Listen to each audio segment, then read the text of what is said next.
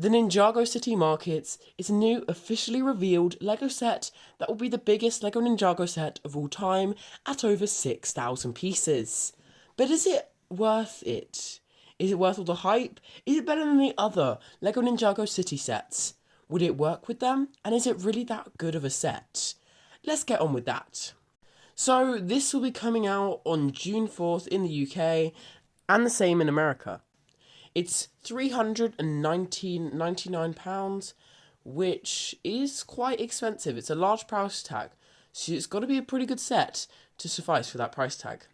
And well, it has loads of different minifigures and over 6,000 pieces. That is pretty insane. With 21 minifigures, it's edging on having the most in any other LEGO set, with the most being the Daily Bugle at 25. Now that is an insane number. But 21 minifigures is insane as well, which is really exciting because things like the Ninjago City Gardens or just the Ninjago City were some really good sets, and they always have loads of minifigures. And the Ninjago minifigures are actually pretty cool with lots of detail and things like that. So there'll be some pretty good minifigures in the set, and they're kind of new Ninjago minifigures, which is also really good. Now, piece count wise, over 6,000 pieces. At 6,163 pieces, this thing is giant.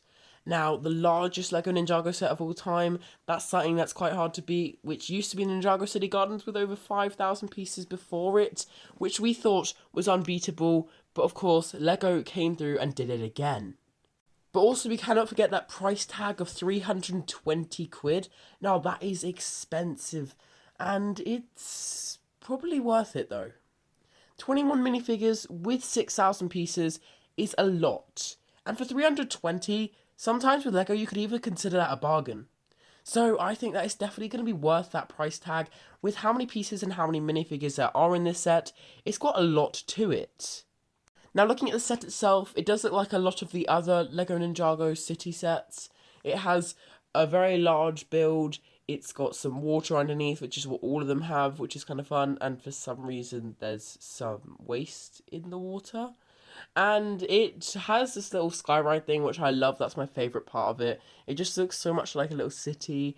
And it reminds me of Alton Towers with the skyride. I think it's super cool. And then you have all the buildings around it, which are also super cool and colourful, just like how the Ninjago City is, such as the Ninjago City Gardens, having some bright colours, being really detailed, and having some really cool stuff. It just has some nice things, like that little spire that comes out with the glass windows and stuff. That looks really cool as well. It just looks like a bustling city, full of people trying to do their jobs and stuff. It even has apartment buildings and shops, and everything that you want to see in a LEGO set. Plus, just like all of the other Ninjago City sets, it's modular, so you can connect it to the other ones. You already have 3 of them in the collection, and they're one of my favourite of the Ninjago theme. I don't really like the Ninjago theme very much, but the Ninjago City sets I do love because they're modular, they're huge, and they actually look really good with some nice minifigures. They're very colourful, so they're a really nice relief to some of the greyer builds that you can sometimes get in the modular theme. So that's really nice to see, and they've just got loads of detail, and they're bursting with colour, which is amazing. But there was one thing, as soon as I saw this set come out, that I was thinking, is that really 6,000 pieces? Now, of course, LEGO isn't lying about the 6,000 pieces. It probably has a lot of smaller pieces for smaller details. But it just feels a lot smaller than some of the other Ninjago City sets, such as the City Gardens, which was 5,000 pieces. But I just feel like it looks bigger. I don't know what it is about it. I think it's just the height. With the Ninjago City Gardens edging on being as tall as the Daily Bugle, it's huge.